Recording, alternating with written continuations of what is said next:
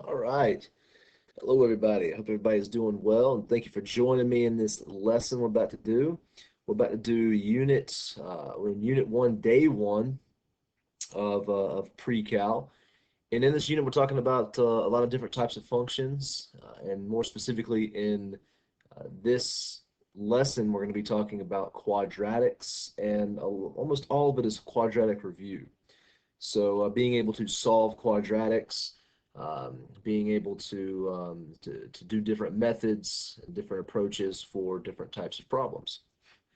So I'm going to try to go through this lesson at a faster pace because we have seen most of this stuff before, and we're going to try to get through all of it. I'm going to try to keep it under 30 minutes if I can, and um, and then you'll have some time to practice and ask questions and do what you need to do. Okay. All right, so let's talk about some complex number reviews, some a situation that arises when you're solving quadratics. Okay, so let's first refresh ourselves exactly what a quadratic is. A quadratic is any equation with x squared as your leading term. And the standard form you're used to seeing it in is ax squared plus bx plus c. And let me go ahead and apologize too for my terrible handwriting in this lesson. I am writing on an iPad, so it is not the prettiest in the world. So I apologize for that as much as I can. So bear with me, please. But a complex number is a number that shares an imaginary portion to it. Okay, the imaginary portion to it is this letter I. Now, if you recall, an imaginary number, which is just I, is a way to account for a solution that used to be no solution, right? So, for instance, we let I equal the square root of -1, which I'll write right here, the square root of -1. And like I said, normally that is something that you can't do. You can't take the square root of -1. But instead of us saying no solution, we're kind of modifying it a little bit. We're trying to make it to where we can call it a solution, even if it is imaginary. Okay. All right, so then if I is equal to the square root of -1, then what would be I squared? Well, what happens when you square a square root? It cancels it out. And you're left with what's inside the square root. So if I square root I, I'm left with just -1. Okay. And then what about I cubed? Well, I cubed is the same thing as I squared multiplied by I, right? I squared multiplied because that's I cubed. And we know that I squared is -1, so this is really just negative I. And same thing for I to the fourth. That's the same thing as I squared multiplied by I squared. That is the same thing as I to the fourth. Or that's like saying -1 times -1, which is +1. Okay. Now, I'm sure you've seen this before in the past. And anytime we go past I to the fourth, like I to the fifth and so on, um, you can write it as a multiple of I to the fourth. So I to the fourth times I would just be, well, I to the fourth is 1, so we're left with I. Now, if you recall doing this lesson in the past, um, the cycle is there's a pattern. The cycle continues every 4 powers that you go up. So, like if you start off with I is just equal to I, and it goes I, -1, negative I, 1. And then the pattern starts back off. It goes I, -1, negative I, and 1. It just keeps going. Okay. So knowing that pattern, we're able to simplify down I to high degree powers pretty quickly. And how I tell my students to do it is since I to the fourth is when the pattern starts over, and I to the fourth equals 1, see how many times that I to the fourth can go into 31. Because that's how many times the pattern is repeating. So for instance, I to the fourth, 4 can go into 31 all the way up to 28. That's the highest multiple of I to the fourth. So I like to rewrite this as I to the 28th multiplied by however many i's we have left over, which in this case is 3. The reason I do that is because if I have I to the 28, that means that I'm going through the pattern evenly 4 times, um, I guess in this case 7 times. So I know that I to the 28th is going to cycle all the way back down to 1. Okay, so I to the 28th is 1, and 1 times I cubed is I cubed. And we know that I cubed is equal to negative I. Okay, so that's what I try to do. So like, for instance, how many times does 4 go into 52? Well, it actually goes into it evenly. 52 divided by 4, I believe, is 13. So that means if I do I to the 52nd power, it's cycling around 4 times, all right, evenly into 52. That's just going to simplify down to 1.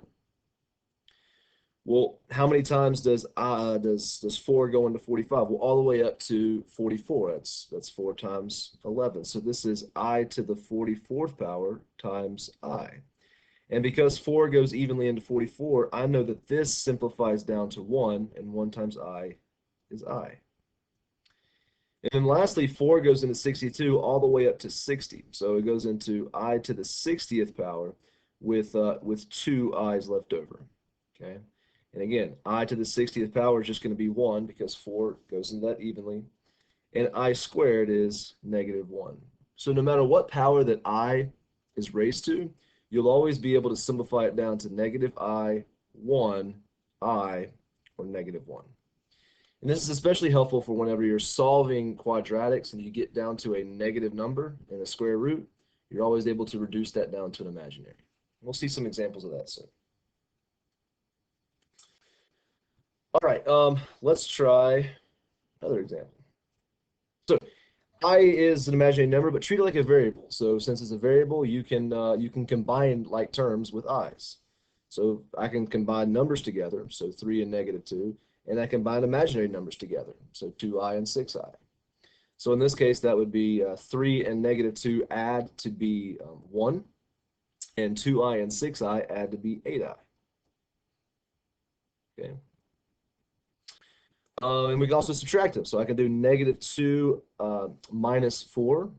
Negative 2 minus 4 is negative 6. And I can also do negative I minus negative 5i. So negative I minus negative 5i. And that ends up being positive 4i.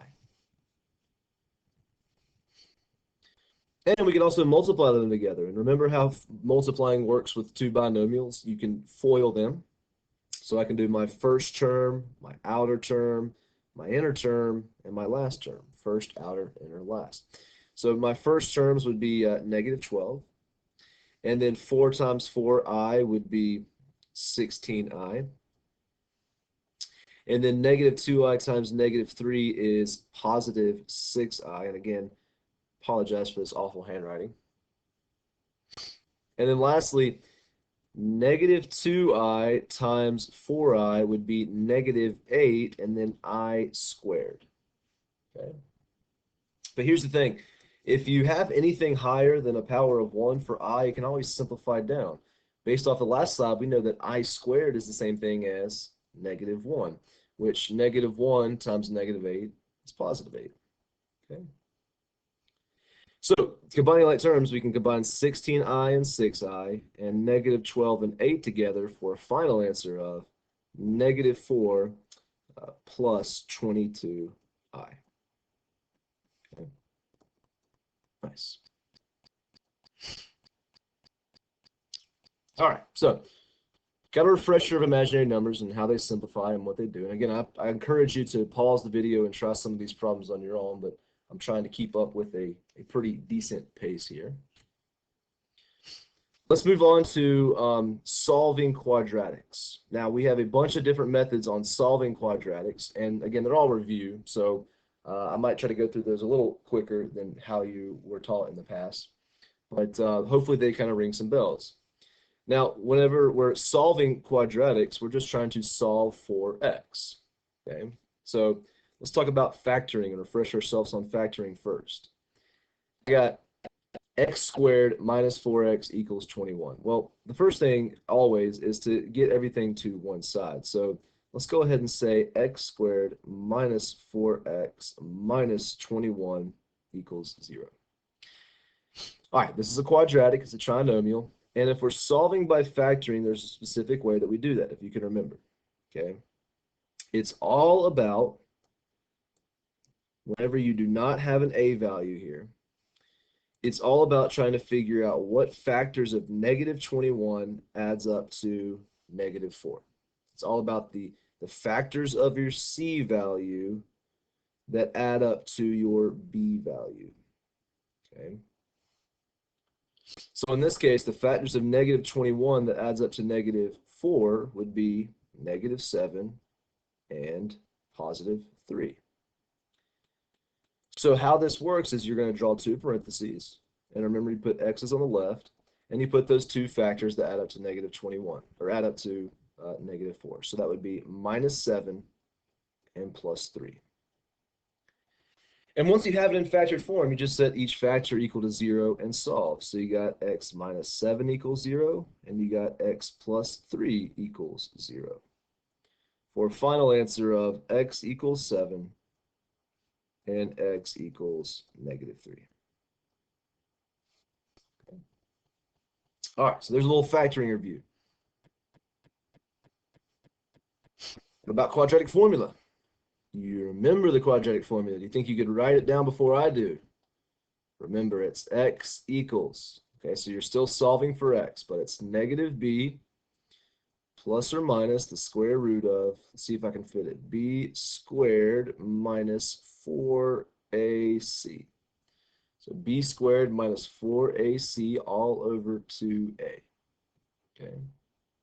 So it's quadratic formula is great because no matter what situation you're given, it'll solve the answer. The only thing that can be annoying is that it's a big looking equation, right? But that's okay. In order to use it, again, we got to get everything to the same side. So that's what I'm doing now. So I just added the 4 to the other side. It's minus 4. I added it to the other side. And then if you want to do this, you can go ahead and label your A, which is negative 3, your B is 5, and your C is 4. Okay. So the quadratic formula is nothing more than just plugging those three numbers into an equation. So it'll be negative 5 for B, plus or minus the square root of B squared, or 25, minus 4 minus A, which is negative 3, and minus C, which is 4, all over 2A.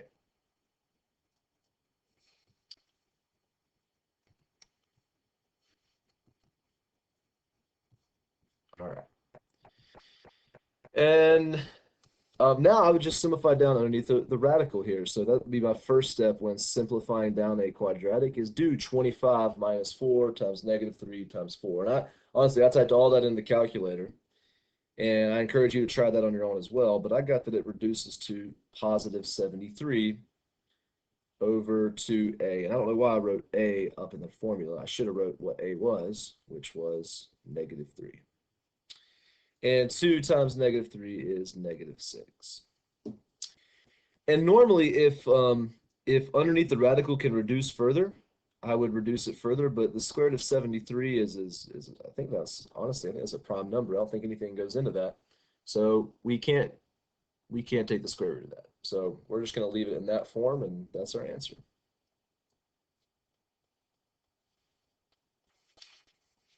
All right, so we've reviewed imaginary numbers, complex numbers. Let's just make sure we're good. We got complex numbers.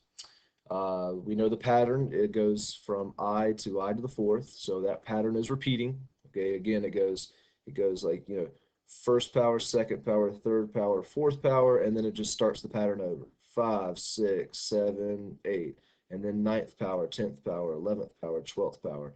And again, because 4, 8, 12, 16, because all the powers that are multiples of 4 just go down to 1.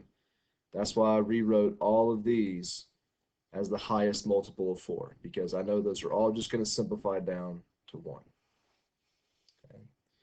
We know how to combine imaginary numbers together. We're good there. And now we refreshed ourselves on how to factor and how to use the quadratic formula. Okay. All right, let's move on. Now there was two more main methods that we use for solving quadratic equations: completing the square and square root method. Okay, so let's start with completing the square. Completing the square, is just like doing quadratic formula, but it's done in a different way.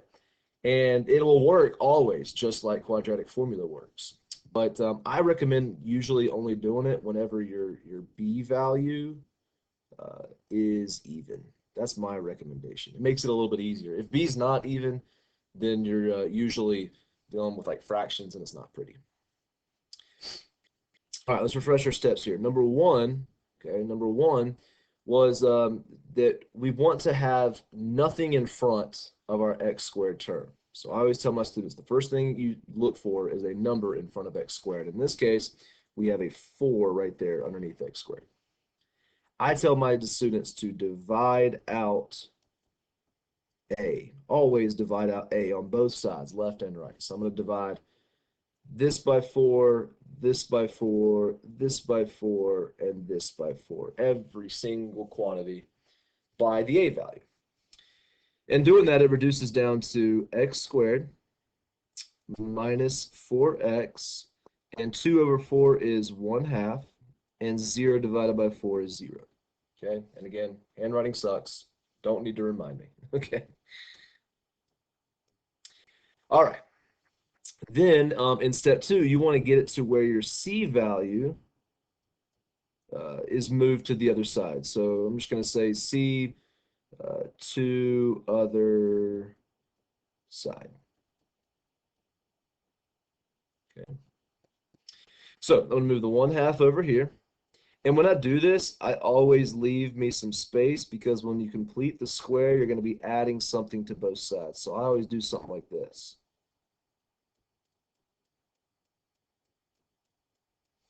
Okay. So I move the 1/2 to the other side. And then we got to figure out what that last term is that we're adding on the left and on the right. That's something that is actually completing the square. And it's never terrible. Okay. What you have to do is you take your b value and you're going to half your b value and square it. Okay. So for instance, my b value is -4. Okay, and that's the number in front of x. I'm going to half it, which is -2, and then I'm going to square it. -2 squared is 4. So then I'm going to put 4 here, I'm going to put 4 here, because whatever you add on one side, you have to add on the other. All right, so the right side simplifies down to 3.5 or 7/2. And the whole point of completing the square is because now on the left side, I am going to factor that. So it's the factors of 4 that add up to -4, which is x minus 2, x minus 2. Now, the whole point of this factor is that the square, like whenever you factor it, it's going to be the same dimensions, the same factors, which is like how a square works. They have the length and the width being the same value. That's why we call it completing the square. And the whole point of that is because now we can rewrite x minus 2 as just a single quantity. We can rewrite this as x minus 2 squared. So the whole point of doing this is that it takes us from having multiple x's down to one x. Because then now all I have to do is whenever you have one x, all you got to do now is solve. And that's it. Okay. So I'm going to solve this quantity. I'm going to get x by itself. And y'all should be in pre-cal pretty good experts at getting x by itself. Since we're squaring, let's take the square root. Okay, so the square root gets rid of the squared, so I'm left with x minus 2. And if you take the square root of the right side, remember that taking the square root with solving always means that you have plus or minus. Okay.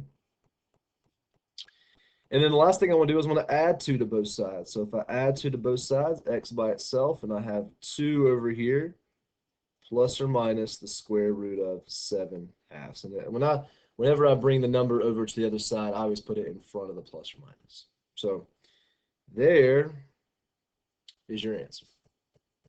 Okay. And we're going to do another example of completing the square here in a second. Okay, again, I encourage you to pause the video, maybe reason through that again, try it on your own. But again, I'm so sorry for the terrible handwriting. I can't apologize enough. But we will manage. All right, the last one and my personal favorite is the square root method, which really shouldn't even be called a method because all you're doing is solving for x. Now, the only time you can do this method is when there is no b value. Okay, if there's no b value, if there's no middle term, that means there's only one x term and you can just solve for x. So all you do is just add 9 to both sides. So we get 3x squared equals 9. Divide by 3, so we get x squared equals 3. And then just take the square root of both sides. So I get x equals, and remember, when you take the square root, plus or minus. It's because both positive square root of 3 and negative square root of 3 are solutions to this original problem. Okay? All right, so we just refreshed ourselves on how to do factoring, quadratic formula, completing the square, and square root method. Your homework tonight is going to practice all 4 of those. Okay? And one final thing that I want us to understand is what the graph of a quadratic function looks like. So I want us to refresh ourselves on that. Okay. So this little box right here tells you some good key information that you need to be able to recall and remember how to do. First things first, did you know that the standard form of a quadratic equation is ax squared plus bx plus c? So something I've already stated in the video. All right, now a few terms you need to know with a quadratic is the axis of symmetry, the vertex, the x-intercept, and the y-intercept. Okay, so I'm giving you how to find each of those. So I always start off in this order. I start off by finding the axis of symmetry. Then I start off by finding the vertex, then the x-intercept, then the y-intercept. So let's go in order here. It says algebraically find the x and y-intercepts, axis of symmetry, vertex, and do a basic sketch of this graph. So I'm going to start with the axis of symmetry, AOS for short. The axis of symmetry is a vertical line. Well, when I sketch it, I'll explain what that means in a second. And it's pretty simple. All you got to do is x equals, and then it's just negative b, so in this case, negative 4 over 2 times a, and 2 times our a value in this case is just a 1. So in this case, my axis of symmetry is x equals negative 2. Okay, and I'll go ahead and graph that for my sketch here. I'm going to go over to negative 2. The axis of symmetry I always draw as a dotted line is negative 2. All right, now the vertex is a point. Draw right here. The vertex is a point on the axis of symmetry. So that's why it's a coordinate point. And if you notice, the x value is just the same as the axis of symmetry because it's the same x value. So the vertex is at negative 2. And if I want to know the y value, if you ever want to know a y value, you just plug it back into the original function. So that would be negative 2 squared. I'll write it right here. Negative 2 squared plus 4 times negative 2 minus 7. Which reduces to, I got that simplified down to negative 11. So that means on my graph over here to the right, over to on my sketch, if I go negative 2, and I'm going to just sketch all the way down here to negative 11. It's not to scale. But here at negative 11, here is my my vertex. And with a quadratic equation, you know, it makes a parabola shape. That's either going to be the top maximum value or the bottom maximum value, or minimum value at that point. Okay. All right, now the other 2 values I want us to remember how to find are the x and the y-intercepts. Let's start with the y-intercept. I think that's the easiest one to find.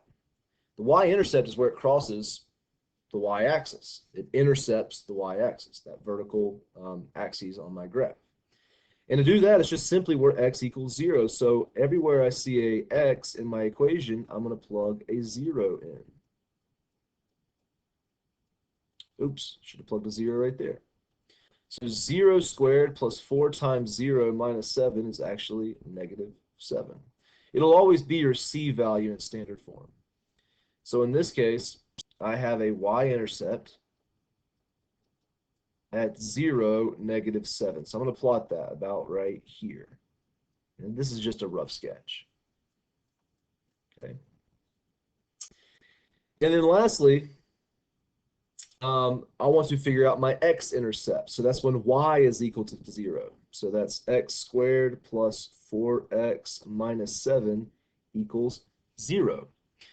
And whenever you're looking for a y-intercept where it's crossing the x-intercept where it's crossing the x-axis, that's just like how we are doing our solving problems. That's when we solve using the 4 methods that we talked about earlier. So in this case, you can do any of them. I don't think it factors. I don't think there's any factors of -7 that add up to 4. So I recommend doing the quadratic formula just for this problem. So I'm going to say that x equals, for my x-intercept, negative b, or -4, plus or minus the square root of b squared, which is 16, minus 4 times a is 1 times c is -7, all over 2 times a, or 2 times 1. Okay.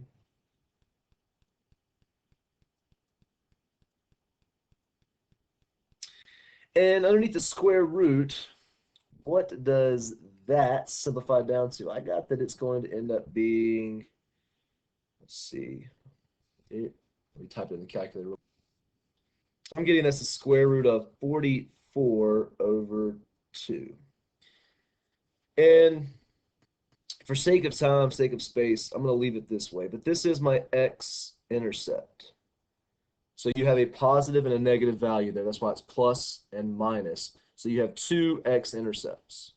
Now, if you want to take the time and actually type those out and get a decimal approximation, you can.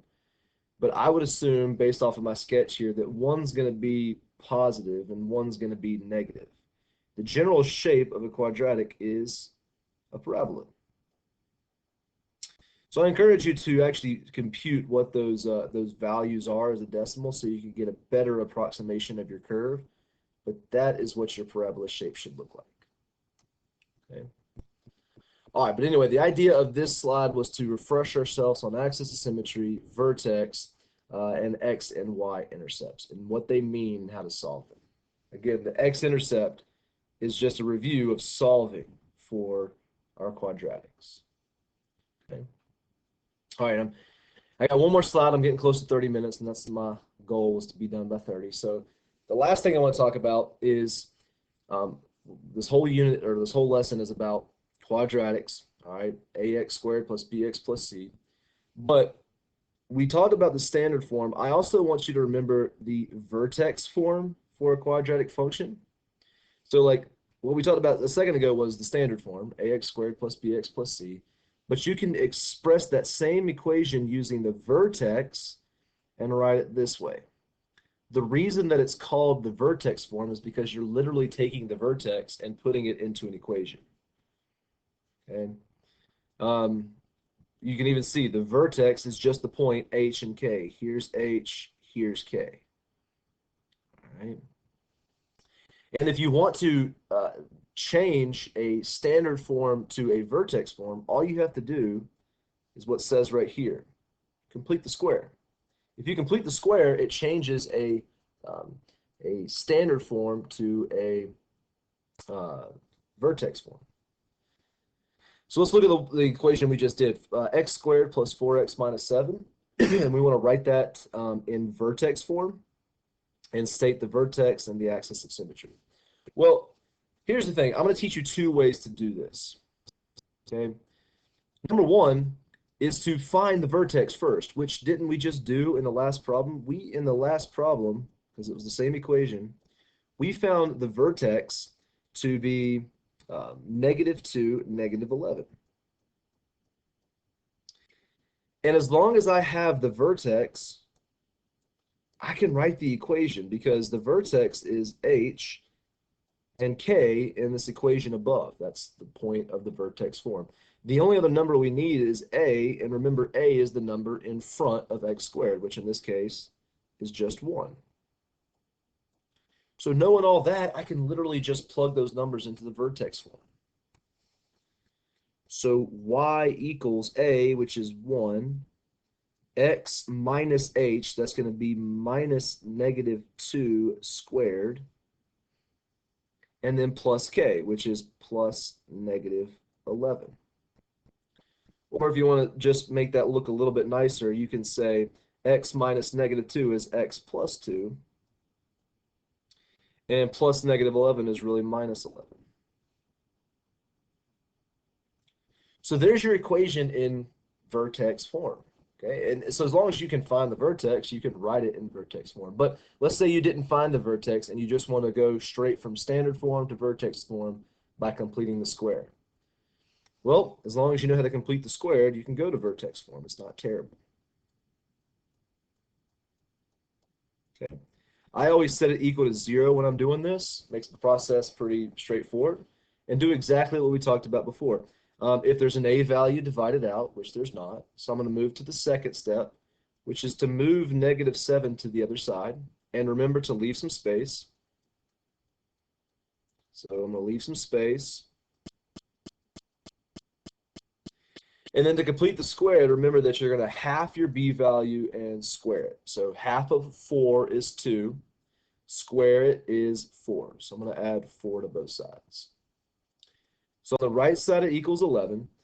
And then on the left side, x plus 4x plus 4, remember, it's going to factor to two similar or two equal quantities. That's actually going to factor to x plus 2 times x plus 2, or x plus 2 squared.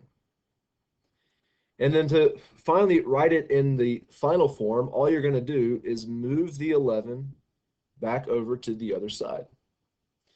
So we have x plus 2 squared minus 11 equals y, which if you look is the same exact thing that we had over here. All right. Okay. Well, a little bit over 30 minutes, but that's okay, only a couple minutes. But you're going to have some practice problems on this, and of course, you're going to have teachers that are available to help you. Miss Levin will be here next week to help you, and I myself, Mr. Forbes, will be able to help you on any problems that you have, and I believe Miss Marks is willing to help as well. So you're in this. You're not alone. We got this, and we appreciate y'all's patience, understanding, and being awesome. So let's put a little smiley face here, and I'm going to call the video. So boom. Hopefully y'all have a great day.